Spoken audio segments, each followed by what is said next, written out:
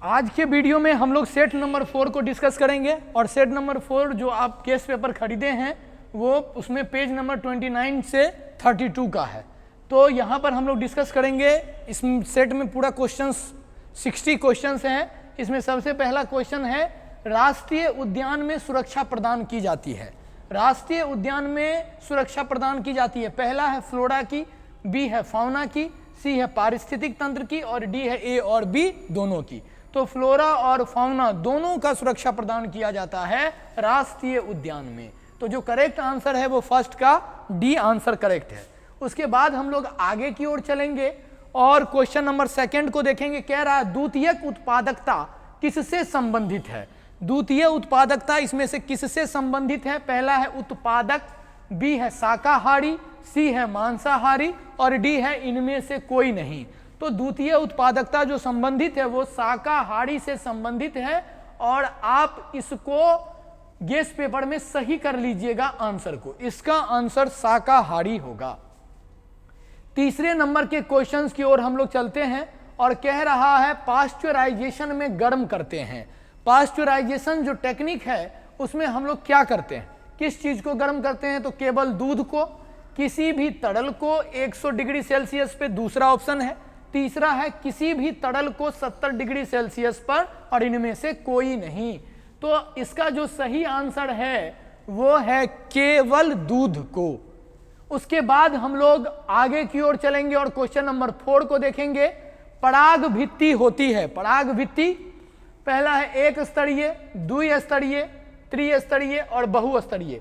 तो पराग भित्ति जो है वो द्विस्तरीय होता है। ये आंसर 4 का जो है वो बी नंबर सही है। 5th की ओर चलेंगे। कह रहा है टी लिम्फोसाइट उत्पन्न होता है। टी लिम्फोसाइट कहां उत्पन्न होता है। पहला ऑप्शन है अस्थि मज्जा से, दूसरा है आपका पेट से, सी है थाइमस से और डी है आपका यकृत से। जो टी लिम्फोसाइट है वो अस्थि मज्जा में प्रोड्यूस होता है। क्वेश्चन नंबर हम लोग 6 की ओर चलेंगे और कह रहा है EcoRI एंजाइम का स्रोत है। EcoRI एंजाइम का कौन है इसमें से स्रोत। पहला है BAMH1, बी है E. coli, सी है ए और बी दोनों और डी है हिंड थर्ड। तो EcoRI एंजाइम का जो स्रोत है वो है आपका E. coli। क्वेश्चन नंबर हम लोग 7 पर आ चुके हैं। निम्न में से कौन कीट भक्षी पौधा है। इसमें से कौन जो है वो कीट भक्षी पौधा है। पहला ऑप्शन है आपका ड्रोसेरा, दूसरा ऑप्शन है नीपेंथिस, सी है ए और बी दोनों और डी कह रहा है हाइड्रिला। तो कौन है इसमें से कीट भक्षी। ए और बी दोनों जो है वो कीट भक्षी पौधे हैं। क्वेश्चन नंबर 8 की ओर चलेंगे। निम्न में से कौन उभयलिंगी प्राणी है। कौन है इसमें से उभयलिंगी। पहला है मुर्गी, दूसरा है सांप, तीसरा ऑप्शन है ए और बी दोनों और डी है केचुआ। तो निम्न में से कौन उभयलिंगी प्राणी है। इसका जो सही आंसर है वो है केचुआ। नेक्स्ट हम लोग क्वेश्चन नंबर 9 की ओर चलेंगे। कह रहा है क्लोरेला निम्न में से क्या है। क्या है क्लोरेला। पहला है विषाणु, बी है जीवाणु, सी में है प्रोटोजोआ, डी में है एकल कोशिका प्रोटीन। तो क्लोरेला निम्न में से क्या है, एकल कोशिका प्रोटीन है। क्राइजीन क्वेश्चन नंबर 10 को देखेंगे हम लोग। कह रहा है क्राइजीन बॉल कृमि से किस फसल को बचाता है। किस फसल को बचाता है क्राइजीन। तो कपास को, बी ऑप्शन है चाय, सी है आम और डी है गेहूं। तो क्राइजीन बॉल कृमि से किस फसल को बचाता है, कपास को। कपास इसका सही आंसर होगा। 11 नंबर पे चलेंगे। निम्न में से डीएनए में कौन से प्यूरिन बेस है। कौन है इसमें से प्यूरिन बेस। पहला है एडेनिन और साइटोसिन, बी है साइटोसिन और थायमिन, सी है एडेनिन और गुआनिन और डी है इनमें से कोई नहीं। तो एडेनिन और गुआनिन इसका सही आंसर होगा। ये आपका प्यूरिन बेस है। क्वेश्चन नंबर 12 पे हम लोग आ चुके हैं। कैंसर किस कारण से होता है। जीवाणु द्वारा, ऑन्कोजीन द्वारा, ए और बी दोनों, इनमें से कोई नहीं। तो कैंसर का जो कारक है वो है आपका ऑन्कोजीन। डी में कह रहा है 13 नंबर के क्वेश्चन में कह रहा है सूक्ष्म प्रजनन में क्या संभव है। तो अलैंगिक प्रजनन, लैंगिक प्रजनन, ए और बी दोनों और डी में से कोई नहीं। तो सूक्ष्म प्रजनन जो है माइक्रो प्रोपोगेशन बोलते हैं, अलैंगिक प्रजनन। चलिए हम लोग अब आगे की ओर चलेंगे और आगे क्वेश्चंस कह रहा है आरएनए के पायरिमिडीन में क्या पाया जाता है। आरएनए के पायरिमिडीन में पहला ऑप्शन है साइटोसिन एवं यूरेसिल, उसके बाद आरएनए के पायरिमिडीन में पाया जाता है साइटोसिन एवं यूरेसिल। डी है थाइमिन, इसमें दो ही ऑप्शन दिया गया है सी और डी, ए और बी टाइप करना भूल गया है, तो इसका जो सही आंसर है वो है साइटोसिन एवं यूरासिल। सी को सही कीजिएगा, सी उसका सही है, ए और बी इसमें ऑप्शन नहीं दिया गया है। 15 नंबर पे चलेंगे, ट्रिपल एंटीजन टीका का उपयोग किसके लिए नहीं है। तो पहला कह रहा डिप्थीरिया, पर्ट्यूसिस, टाइफाइड, टेटनस। तो ट्रिपल एंटीजन टीका डिप्थीरिया में भी है, पर्ट्यूसिस में भी और टेटनस में भी है। किसमें नहीं उपयोग किया जाता है, टाइफाइड में। तो करेक्ट आंसर इसका टाइफाइड होगा। उसके बाद हम लोग 16 नंबर के क्वेश्चन पे आ चुके हैं, निम्न में से कौन ग्रीन हाउस गैस नहीं है। मीथेन, क्लोरोफ्लोरोकार्बन, कार्बन डाइऑक्साइड और नाइट्रोजन। तो इसमें से जो ग्रीन हाउस गैस नहीं है वो आपका नाइट्रोजन ग्रीन हाउस गैस नहीं है। उसके बाद कह रहा है कान्हा राष्ट्रीय उद्यान क्यों प्रसिद्ध है। तो पहला ऑप्शन है चिड़िया के लिए, बी कह रहा बाघों के लिए, सी कह रहा गेंडा के लिए और डी कह रहा घड़ियाल के लिए। तो कान्हा राष्ट्रीय उद्यान किसके लिए है, प्रसिद्ध बाघों के लिए। 18 नंबर के क्वेश्चन पे आ चुके हैं, निम्न में कौन आहार श्रृंखला का क्रम सही है। आहार श्रृंखला का कौन, घास, गेहूं और आम। पहला ऑप्शन है बकरी, गाय और घास, सी है घास, बकरी और शेर और डी है घास, मछली और बकरी। तो घास खाएगा है कि नहीं कौन, बकरी, या बकरी को खाएगा शेर। तो आहार श्रृंखला सही हो गया सी। चलिए न्यूक्लियोसाइड, न्यूक्लियोसाइड देखिए न्यूक्लियोसाइड में शुगर और नाइट्रोजन युक्त बेस, ठीक है ना, तो इसको हम लोग मिला करके बोलते हैं न्यूक्लियोसाइड। अब फॉस्फेट ऐड कर देंगे, तीनों मिला करके बोलेंगे न्यूक्लियोटाइड। तो दो है ना, शुगर और नाइट्रोजन बेस, तो ये है न्यूक्लियोसाइड। 20 नंबर पे आ चुके हैं, गैमीट निर्माण को कहते हैं, क्या कहते हैं गैमीट निर्माण को। पहला ऑप्शन है गैमीटोजिनेसिस, बी है साइटोकाइनेसिस, सी है स्पोरोजेनेसिस और डी है इनमें से कोई नहीं। तो गैमीट के निर्माण को बोलते हैं हम लोग गैमीटोजिनेसिस, करेक्ट आंसर है। उसके बाद 21 नंबर का क्वेश्चन है, एक जीन के विभिन्न रूपों को कहते हैं। एक जीन के विभिन्न रूपों को, पहला है पूरक जीन, युग्म विकल्पी, संपूरक जीन और विषम युग्मनज। तो एक जीन के विभिन्न स्वरूपों को हम लोग कहते हैं युग्म विकल्पी। क्वेश्चन नंबर 22 पर आ चुके हैं, रेशम के धागों में कौन सा प्रोटीन होता है। फिब्रोइन, बी है एल्ब्यूमिन, सी है कीरोटीन और डी है फिब्रोनोजन। तो यहाँ पर जो है फिब्रोइन, रेशम के धागों में जो प्रोटीन होता है वो है फिब्रोइन। 23 नंबर के क्वेश्चन पे है लाइसिन युक्त शक्ति, रेटिन तथा प्रोटीन किसकी किसमें है। चावल, पहला ऑप्शन चावल, दूसरा मक्का, सी है गेहूं, डी है कपास। तो ये आंसर है आपका मक्का, मक्का इज द करेक्ट आंसर। चलिए हम लोग अब पेनिसिलियम के क्वेश्चन पर आ चुके हैं और ये है क्वेश्चन नंबर 24। पेनिसिलियम उत्पादित करता है मीटोस्पोर, पहला ऑप्शन है जूओस्पोर, सी है म्यूओस्पोर और डी और ए और सी दोनों। तो पेनिसिलियम इसमें से उत्पादित करता है जूएस्पोर को।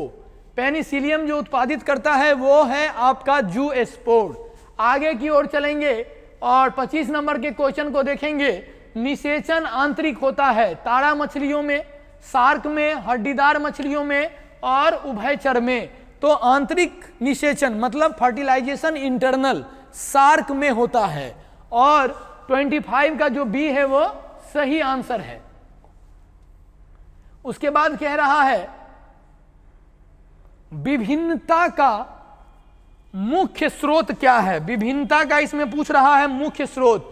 पहला ऑप्शन आपका बोल रहा है समसूत्री विभाजन, बी ऑप्शन कह रहा है उत्परिवर्तन, सी कह रहा है अर्धसूत्री विभाजन और डी जो आपका है वो कह रहा है निषेचन। तो आप जानते हैं कि विभिन्नता का जो मुख्य स्रोत होता है वो म्यूटेशन होता है, उत्परिवर्तन इसका करेक्ट आंसर होगा।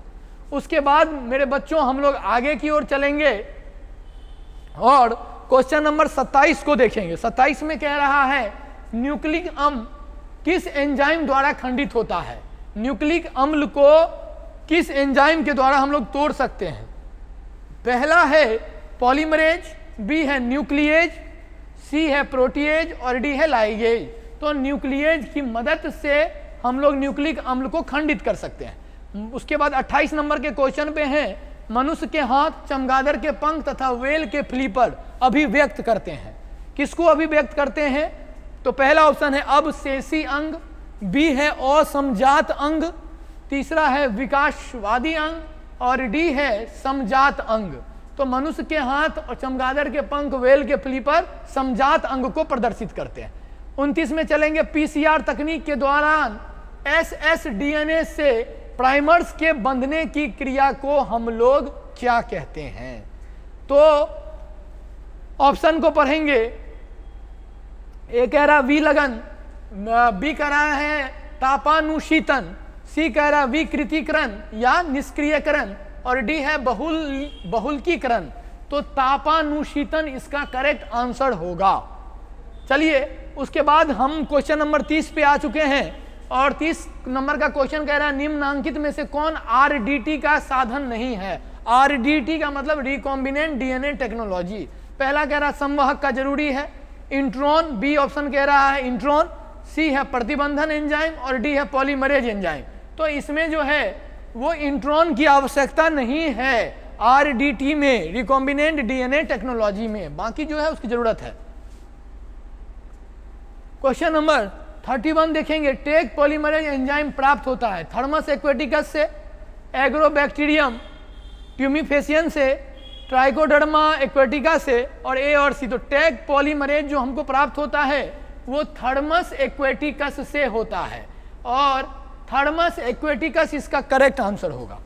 उसके बाद 32 नंबर के क्वेश्चन पे आ चुके हैं। विश्व स्वास्थ्य दिवस हर वर्ष कब मनाया जाता है? तो विश्व स्वास्थ्य दिवस जो मनाया जाता है वो पहला ऑप्शन है 7 मार्च, बी है 7 अप्रैल, सी है 7 मई और डी है 7 जुलाई। तो आंसर जो होगा वो 7 अप्रैल को मनाया जाता है। उसके बाद है 33 नंबर के क्वेश्चन पे एमनियोसिंथेसिस द्वारा विश्लेषण होता है। एमनियोसिंथेसिस द्वारा किसका विश्लेषण? पहला है एमनियोन का, बी है प्रोटीन के अमीनो अम्ल का, सी है एमनियोटिक द्रव का और डी है ए और बी दोनों का। तो सी इसका करेक्ट आंसर है एमनियोटिक द्रव का। एमनियोसिंथेसिस में हम लोग एमनियोटिक द्रव का विश्लेषण करते हैं। उसके बाद है हुलॉक गिबन पाया जाता है।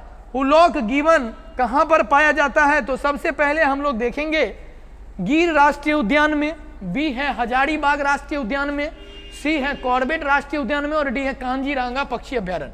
तो इसका करेक्ट आंसर है आपका कांजीरंगा पक्षी अभ्यारण्य में। उसके बाद है एंटीलोप सेर्विक्रागा क्या है? पहला ऑप्शन है सुवेद प्रजाति, बी में ऑप्शन है संकटग्रस्त प्रजाति, सी में है विलुप्त प्रजाति और डी में है गंभीर रूप से संकटग्रस्त। तो बी इसका आंसर सही है, संकटग्रस्त प्रजाति। उसके बाद कह रहा है रेड डाटा बुक में सूचीबद्ध प्रजातियां हैं। रेड डाटा बुक में सुवेद, आपत्तिग्रस्त, संकटग्रस्त, इनमें से सभी। तो रेड डाटा बुक में संकटग्रस्त प्रजातियों को रखते हैं। विश्व 37 नंबर के क्वेश्चंस पर हम लोग आ चुके हैं और कह रहा है विश्व संरक्षण दिवस कब मनाया जाता है? पहला ऑप्शन है 3 दिसंबर, बी है 29 दिसंबर, सी है 26 दिसंबर और डी है 5 जून। तो आंसर होगा 29 दिसंबर को विश्व संरक्षण दिवस जो मनाया जाता है वो है आपका 29 दिसंबर को। उसके बाद हम लोग आगे में चलेंगे और 38 क्वेश्चंस को देखेंगे। यहां पर कह रहा है रक्त में प्रतिजन तथा प्रतिरक्षी की परस्पर क्रिया का अध्ययन कहलाता है। पहला ऑप्शन है सेरोलॉजी, बी है हीमेटोलॉजी, सी है क्रायोबायोलॉजी और डी है एंजियोलॉजी। तो आंसर जो है इसका सही वो है सेरोलॉजी। क्वेश्चन नंबर हम लोग 39 पर आए हैं। कुष्ठ रोग किसके कारण होता है? पहला ऑप्शन है टीएमवी के द्वारा, टीएमवी, बी है साल्मोनेला द्वारा, सी है माइकोबैक्टीरियम द्वारा और डी है मोनेस्टिस द्वारा।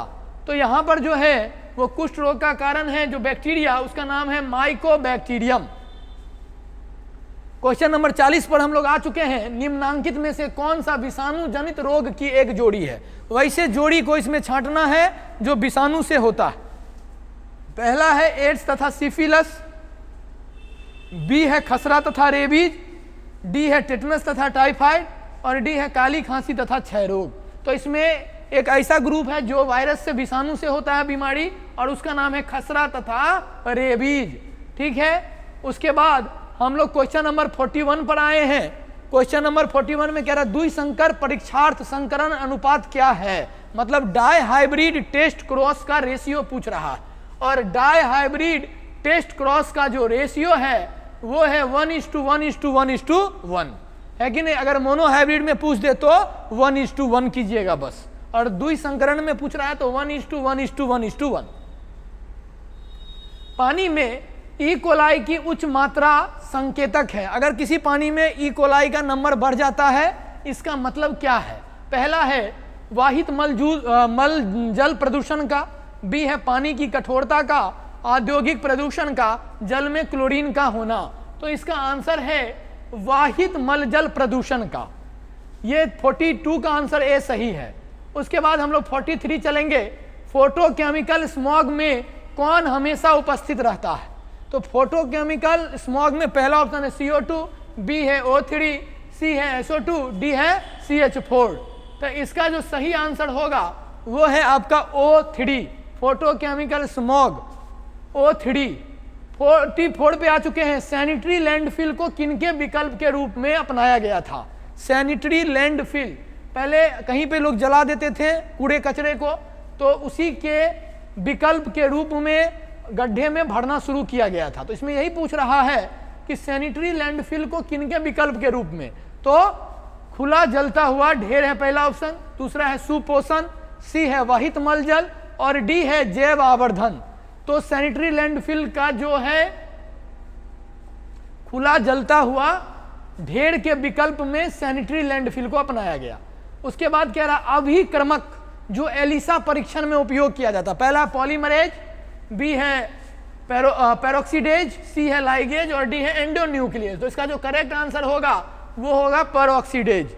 उसके बाद हम लोग 46 में चलेंगे और कह रहा है आपको एक ट्यूमर उत्प्रेरक प्लाज्मिड जिसका व्यापक रूप से परजीवी पौधे के उत्पादन में उपयुक्त किया जाता है वह है कि नहीं? तो कह रहा ट्यूमर उत्प्रेरक। तो ट्यूमर उत्प्रेरक कौन है? पहला है बेसिलस थुरिनजेनेसिस, एग्रोबैक्टीरियम ट्यूमिफेसियंस है ना, स्ट्रेप्टोकाइलोकोकस और ई कोलाई। तो एग्रोबैक्टीरियम ट्यूमिफेसियंस इसका सही आंसर है। उसमें से कह रहा है निम्नलिखित में से कौन सा व्यवस्थित कीटनाशक है? तो एंड्रीन है पहला ऑप्शन, दूसरा ऑप्शन है फराडेन, तीसरा ऑप्शन है मेल्थियोन और डी है पैराथियोन। तो फेराडन इसका करेक्ट आंसर होगा। आगे की ओर चलेंगे और आगे का है 48 ग्लूकोज को अल्कोहल में बदलने वाला एंजाइम। ग्लूकोज को अल्कोहल में बदलने वाला एंजाइम, पहला ऑप्शन है इन्वर्टेज, बी है लाइपेज, सी है जाइमेज और डी है डायस्टेज। तो ग्लूकोज को अल्कोहल में जो बदलेगा वो होगा जाइमेज। उसके बाद है अपशिष्ट जल में बीओडी का अनुमान किनकी मात्रा को मापकर लगाया जाता है?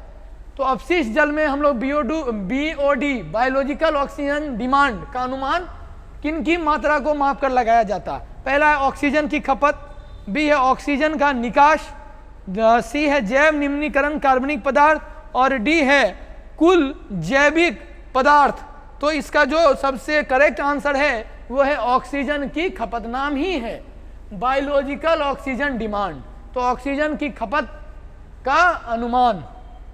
उसके बाद कह रहा है 50 में सेमोडी, सेमोडी नहीं होगा वहां मेमोरी होगा। मेमोरी कोशिका का निर्माण किन से होता है? पहला ऑप्शन है मेमोरी कोशिका का निर्माण, पहला कह रहा है मोनोसाइट्स का, बी कह रहा है लिम्फोसाइट, सी कह रहा है इस्नोफिल्स और डी कह रहा है न्यूट्रोफिल्स। तो इसका जो करेक्ट आंसर है वो लिम्फोसाइट है। मेमोरी कोशिका का निर्माण लिम्फोसाइट करता है। उसके बाद कह रहा है 51 नंबर का क्वेश्चन, निम्नलिखित में से कौन सा अनुवांशिक बीमारी नहीं है? अनुवांशिक बीमारी का मतलब है जो पेरेंट्स से संतान में ट्रांसफर होता है। वंशानुगत बीमारी इसमें से कौन सा नहीं है? पहला है सिस्टिक फाइब्रोसिस, बी में कह रहा है हीमोफीलिया, सी कह रहा है क्रेटिनिज्म और डी कह रहा है थैलीसीमिया। तो सारा डिजीज इसमें आनुवांशिक है, सिर्फ सी को छोड़ के, क्रेटिनिज्म को छोड़ करके। 52 निम्नलिखित में से किस समूह में अगुणित पादप शरीर होता है? निम्नलिखित में से किस समूह में अगुणित पादप शरीर होता है? आवृत बीजी, अनावृत बीजी, टेरिडोफाइट्स और ब्रायोफाइट्स, मतलब एन प्लांट बॉडी पूछ रहा है, तो इसका आंसर होगा ब्रायोफाइट्स। उसके बाद 53 पिस्टिलेट शब्द का प्रयोग किया जाता है द्विलिंगी पुष्प के लिए, एक लिंगी स्त्री पुष्प के लिए, एक लिंगी नर पुष्प के लिए, एस्टिमिनेट पुष्प के लिए। तो एक लिंगी स्त्री पुष्प के लिए, ठीक है ना। 54 पौधों में शाकनाशी प्रतिरोधी जीन है। पौधे में इसमें से कौन है शाकनाशी प्रतिरोधी जीन? पहला कह रहा बीटी, सीटी, एमटी, जीएसटी, है कि नहीं?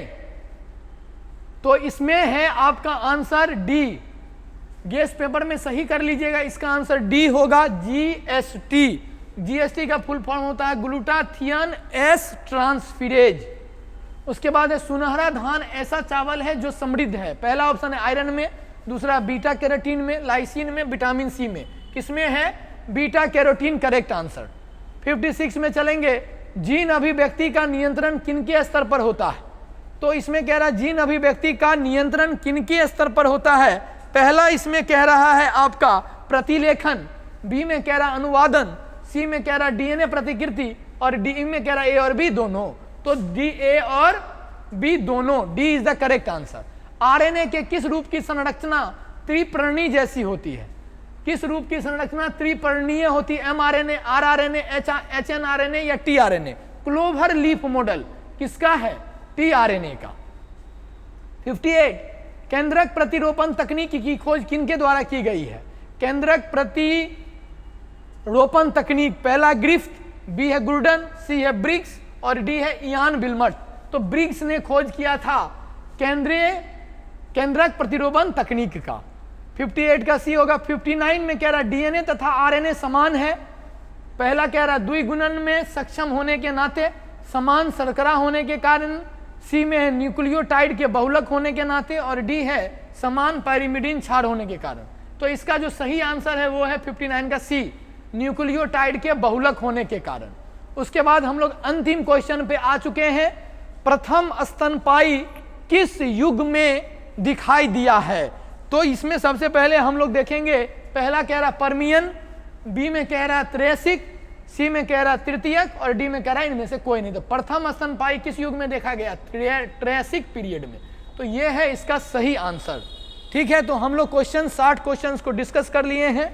यूट्यूब पे जाइए, ए कुमार सर सर्च कीजिए और उनके चैनल को सब्सक्राइब कीजिए, ठीक है, और उनके कोर्स से जुड़िए और एग्जाम का फुल प्रिपरेशन कीजिए। Best of luck.